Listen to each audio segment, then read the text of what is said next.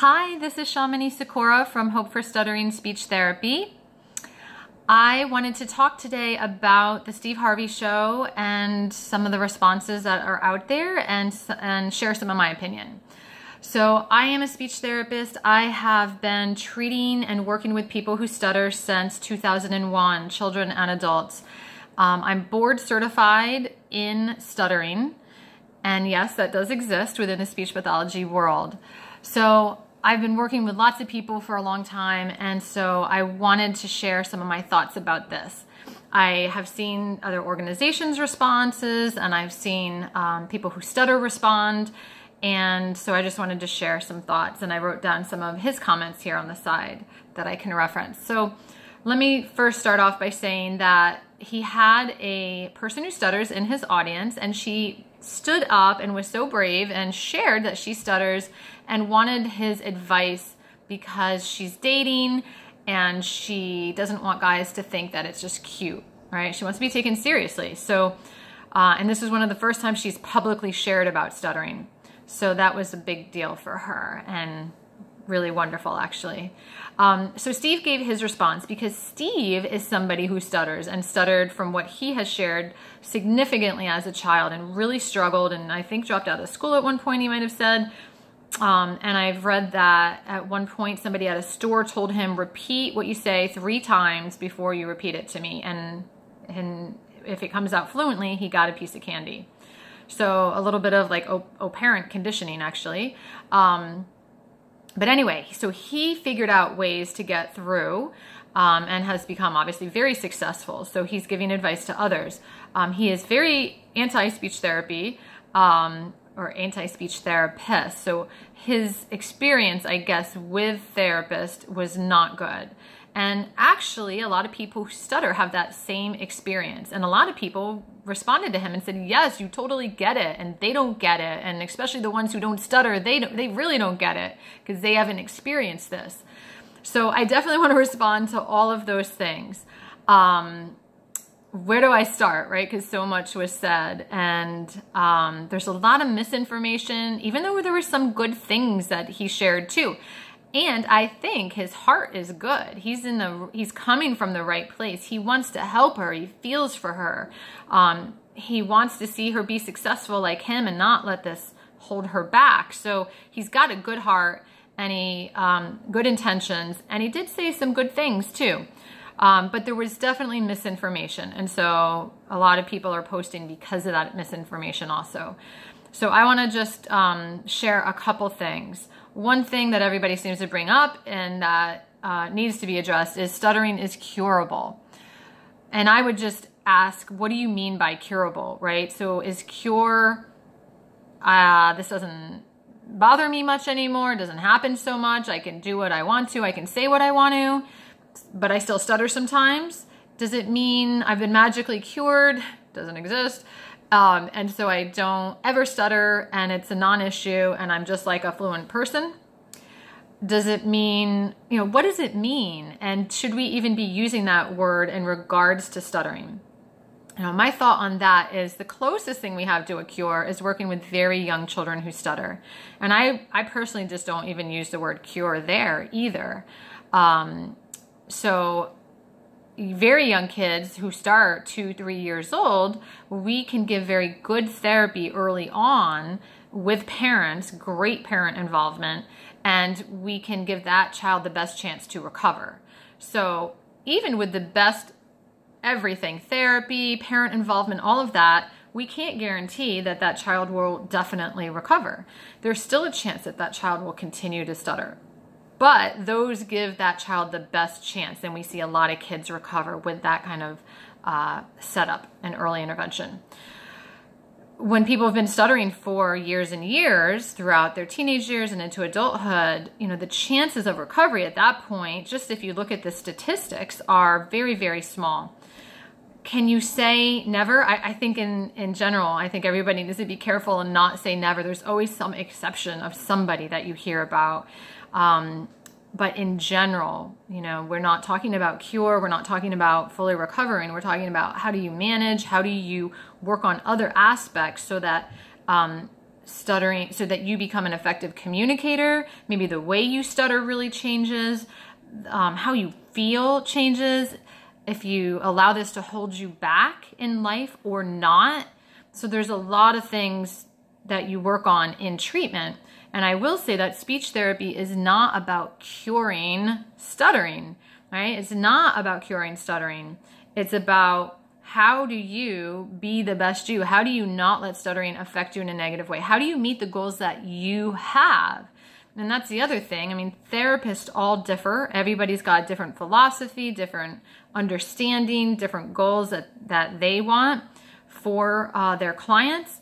I just can only speak from my own perspective, which is really trying to meet people where they're at and helping them meet their goals, whatever those goals are for them. Okay, so another thing that was said was most people who work with people who stutter have never stuttered. They don't know the pain. And I think he probably he's speaking from his experience, and he probably worked with some not very good speech therapists. And I will say that in our field of speech pathology, stuttering is a very misunderstood area. Even though the field was founded and based by people who stutter, it's become so broad to treat so many diverse disorders, from swallowing disorders to stroke patients to little kids with articulation problems, that stuttering has kind of gotten a little lost. And the training for treating stuttering has been really reduced, and a lot of graduate students don't get the exposure to even working with somebody who stutters. So there's a real lack of proficiency of being able to treat stuttering in our field. And that is why board certification in stuttering came into existence. And it was the first area of specialty certification within speech pathology started with stuttering because of this great need. So all of that to say, there are really good speech therapists that treat stuttering. There's many of them. There's a whole list on of board certified speech therapists who've done excessive, like it takes a couple years to get certified. So a lot of extra training. And that's on the American Board of Fluency and Fluency Disorders. So there's a website that lists all of those, stutteringspecialist.com. So there are good therapists, and you have to find the right match for you. But the good therapists are not doing the things that Steve is talking about. And he's right. We have a lot of work to do because there's a lot of misunderstanding, and there's a lot of teaching of very ineffective things to people who stutter. For example, actually teaching avoidance, which is what he's talking about. So don't say an ST word, don't say words that start with this, or don't say those words. That is really negligent. I don't know. It's it's damaging almost, right? To teach that type of stuff, because these are avoidance behaviors that lead to more fear and more avoidance and less effective communication, and can do more harm in the long run. So that is, there are things that people who stutter, because they're smart, come up with on their own on ways to work around stuttering. But when we're thinking of long term, those are not things that help. Tricks to get through is not a long-term solution. It's not treating the root. And so that is a problem in our field. That's right. Using the sound or fillers, teaching people to do that. And I've seen this, I've had lots of clients that have come to me, have been taught these ineffective strategies. And it's amazing that people who stutter are so strong and persist and continue to look for help and don't give up. There are many who do give up, but the ones that I'm seeing are not giving up. They're continuing to look for help and wanting to work on freedom, getting free so that they can be who they want to be and do the things they want to do in life. Tapping your fingers, being taught to finger tap and stuff like that. I mean, these are not helpful things to do, and they are still being taught. and they shouldn't be. So there is a problem there, but not all speech therapists are bad and not helpful with stuttering. You need to search, you need to look and do your homework. You need to find somebody who has experience. You need to ask them, you know, how much experience do you have treating teenagers who stutter? You know, how much experience? Are you board certified? If you're not, then, well, you know, what makes you, capable and able to give good treatment for this? So unfortunately, people who stutter have to do their due diligence and really kind of interview and research the therapist that they're going to work with. Okay, what else on here? Along the same lines with stuttering therapists and therapists who actually stutter. So there are very good speech therapists who also stutter, who treat people who stutter, which is awesome, right? It's kind of a really good combo. And then there are very good therapists who treat stuttering, who don't stutter themselves, like me. I don't stutter. And you can have very good therapists who stutter and don't stutter. So I disagree with that statement completely. Otherwise, I wouldn't be in this field doing this. You can take this in regards to anything, like the psychologists who treat anxiety and depression. There are very good therapists who do not experience anxiety and depression, and there are ones who have experienced it themselves that are very effective and very helpful. So I do agree that therapists who stutter bring a very special thing to the table, and they bring a bond, and they bring an immediate connection to the client, and that is a special, wonderful thing. I think that I've worked with and trained a lot of speech therapists, and have seen some who stutter who found a certain way and approach that really helped them, and then couldn't let go of that and wanted to use that with all the clients they worked with. Kind of like what Steve Harvey's doing, saying like, this worked for me, so you do it too. That's the thing in stuttering, is that the same thing does not work from person to person. So each person is so different and has different personalities and different responses to their stuttering, and requires different support and different treatment. So if a person who stutters becomes a speech therapist and then only presents that type of treatment to their clients, that's a disadvantage. So I have seen that. The only reason I'm saying that is because I've seen that happen. But I've also seen amazing speech therapists who stutter themselves and have that as a wonderful bond. And they also present very well-rounded treatment and different options. So it's just not about that. It's about, is this a good therapist that I feel a good connection to and who has a lot of knowledge and understanding and I trust? I think that's really what it's mostly about. In 1 hour, you will never stutter again, or by Thanksgiving. All right. So that's just ridiculous. Like that's a quick fix, and quick fixes don't exist in this field, right? The closest thing to a quick fix is when you're working with a very young child who just begins to stutter, and sometimes that's a quick fix and sometimes it's not. So that is, and I've heard a lot of people say false hope. You know, it's beyond false hope, but yes. And let's see, what else? When you read, you don't stutter. When you talk aloud to yourself, you don't stutter. When you think aloud, you don't stutter. These, of course. So if you know about stuttering, you realize that the brain has different things that happen when you speak openly in communication to people, where there's time pressures and there's communication exchange.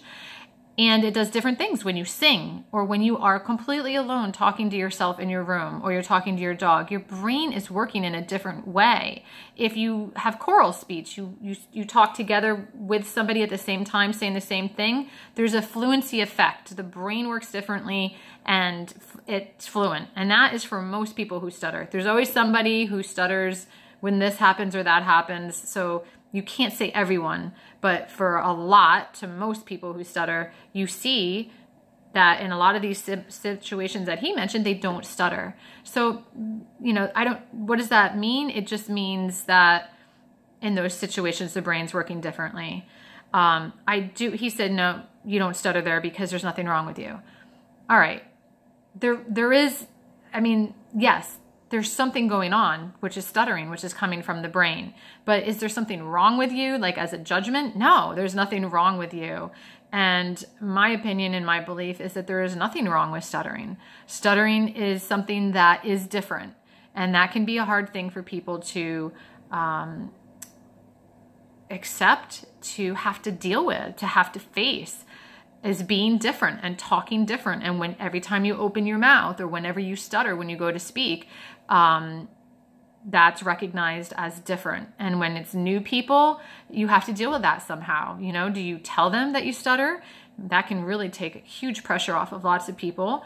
Or what do you do, right? So, and everybody comes up with different things and that's a big thing we work on in therapy too. How do you respond to people who don't know about stuttering? What do you do? What's going to help you the most? What's going to bring your fear levels down? So speech therapy is not about like, oh, here's some physical strategies and that's it. Or, I mean, you can find therapists like that, but I'm here to say there's a lot of therapists like myself and many others who have much more to offer. And a big part of it is kind of like speech language psychology. There's a psychology component, not because it causes stuttering, but because you're a psychological being and it affects you. So oftentimes that's the biggest part that I'm working on with people, is how it has impacted them, how it's hurt their heart and their soul sometimes, and their emotional responses. And then other times it's just learned patterns of behaviors that have developed, and how do we change those? How do we get forward moving speech rather than speech that keeps getting restricted back and stuck? Okay, there's nothing physically wrong with you, he said. And that's true. There is nothing physically wrong with you. Your larynx and your voice box works fine, your vocal folds, your mouth, your teeth, your breathing, everything, the anatomy is perfect. It's fine.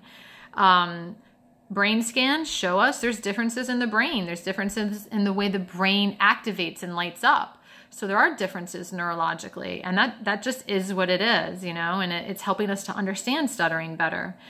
I'm just going to end this on the note where he said, speech therapists that don't stutter don't know the pain. And I could tell this was a point of contention for him, and that he was probably hurt by whoever he worked with.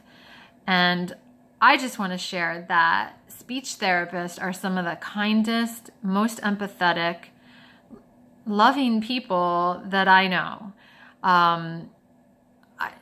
People who go into speech language pathology, it is not a high paying field. It is not a field of people who just are selfish and think of themselves. These are empathetic people. And of course, there's always outliers. Of course, there's always people that don't fit into that. But in general, and I think specifically in the area of stuttering, if you treat stuttering, you have a heart. And from my own personal experience, I will just share that, not being somebody who stutters, but working day after day after year, seeing people who stutter and hearing their stories and watching them cry, and being able to be trusted enough to hear their innermost struggles and emotions all around stuttering gives you great insight into the pain and the suffering and the experience of stuttering. So I believe that you can have great empathy and understanding and really develop love for your clients and wanting the best for them. And so I disagree with Steve that you can't understand the pain of another. I think, especially when you just work with people who stutter, you get a really, really, really good understanding of it, and beyond just what would be for yourself, but the huge variety of responses of how this can affect people. So that's it. That's my opinion and my thoughts, and a little bit of education, I guess, about stuttering too. And I hope, I don't know, somebody found this helpful somewhere out there.